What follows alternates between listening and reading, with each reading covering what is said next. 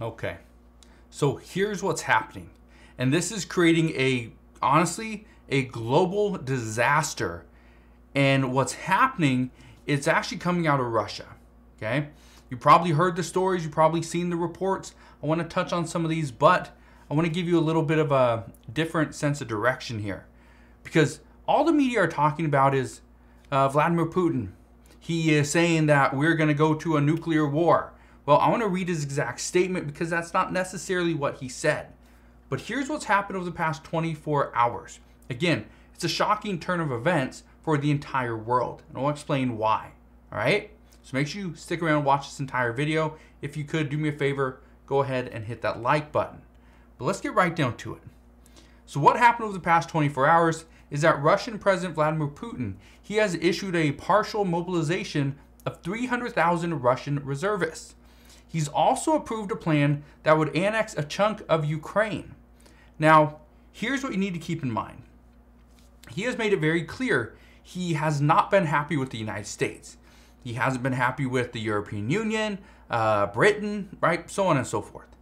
And the reason he isn't happy with those three is mainly because they're trying to push the Ukrainian military into operations into Russia, to Russian territory.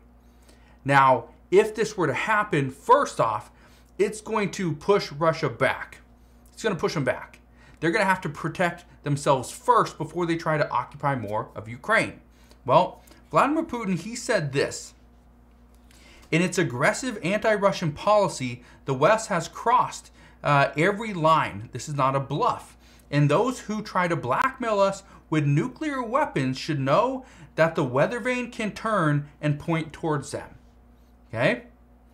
So he said that. He also stated, and I quote, "We of course will use all the means at our disposal." This is not a bluff.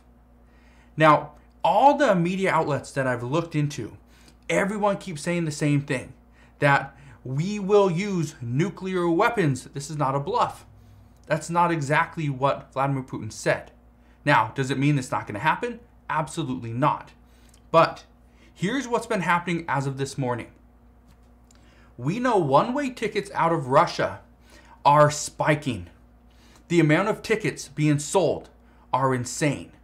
The ticket price went from $350 for a one-way ticket to now they're selling for $2,700 for one ticket. Okay? This is all due to the potential being called up to fight for Russia in the Kremlin's quest to occupy more of Ukraine. But here's the other thing. Now, certain age groups, I believe you're 18 to 28, or I don't know the age. I think it's somewhere right around there. Those would be called up and to be part of the reservists. Well, just like here in the United States, here's the problem. Those people, those men, cannot leave the country. They cannot fly out. They're being blocked from buying a ticket. Okay? That's coming out. Those are the reports. Now, this does not mean they cannot leave the country in another way. Okay? Whether it's by, car, walking. Okay? They could try to, take a boat. All right? It doesn't matter how they get out. They just need to get out. Right? That's what we're hearing. Now, I could tell you about what Vladimir Putin said, again, because he had a lot to say. I could tell you about what President Biden had to say today. But the truth of the matter is that all that really matters right now are the actions that we see. Well, here's what we know. As of right now, President Biden has already committed another $2.9 billion to fight world hunger as Russia's invasion of Ukraine takes global toll. That's coming out of CNN. Okay? Here's what you need to keep in mind. The longer this war between Russia and Ukraine goes on, the longer we see wheat prices stay fairly high. The longer we see global inflation stay fairly high. And if you were around at all today, and maybe you watched my video that I did earlier on this afternoon, I talked about how the Federal Reserve had to come out, raise interest rates by 75 basis points. They are also expecting to raise rates by another 75 basis points next month, and most likely another 50 basis points the month after that. What this means is we are going to end with with the federal funds rate about 4.4%. This is going to cause credit cards, the interest rates on credit cards is going to shoot up. If you want to buy a car and you need an auto loan, it's going to get more expensive. If you want to get a home equity line of credit, you want to get a personal loan, right? You want to get anything like that, it's going to be more expensive.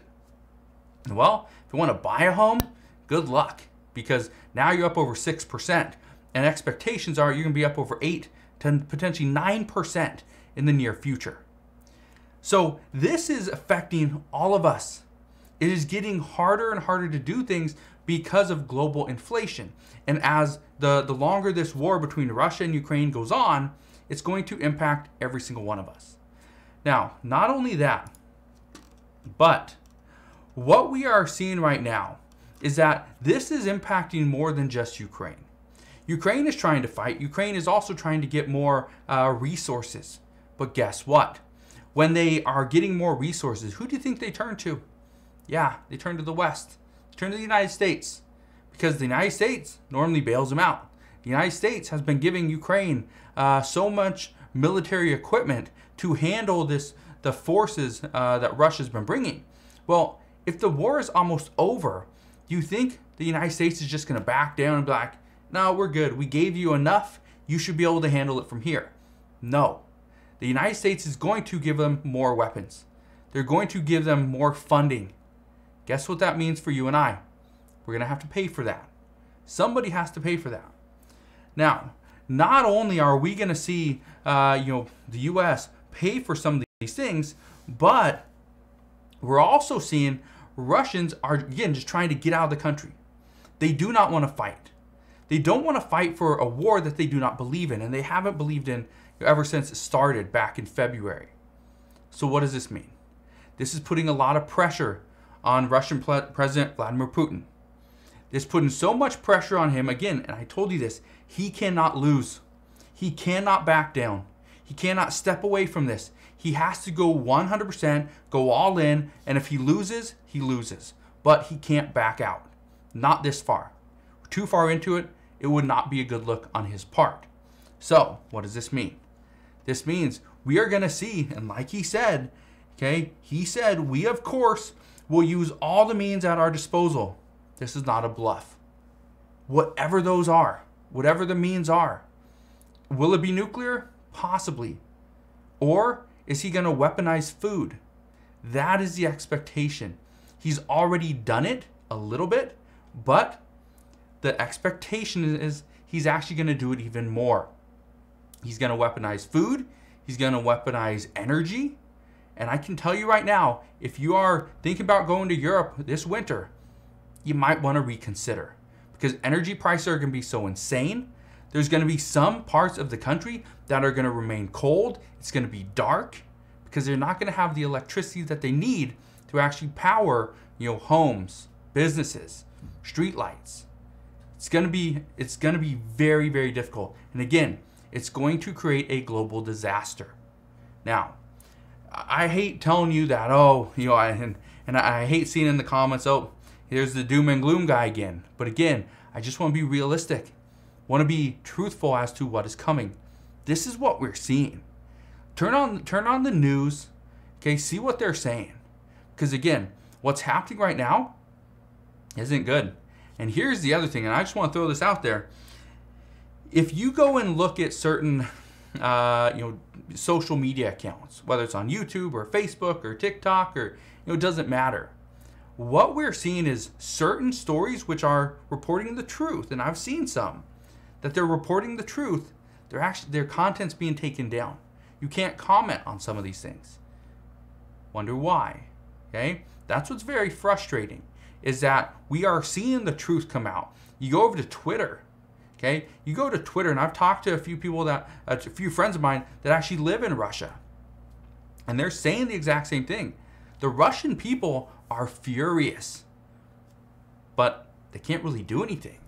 They're pretty much stuck, and my friend is stuck as well. He cannot do anything. He's pretty much stuck in Russia unless he finds another way out. So again, that's what's happening at this time.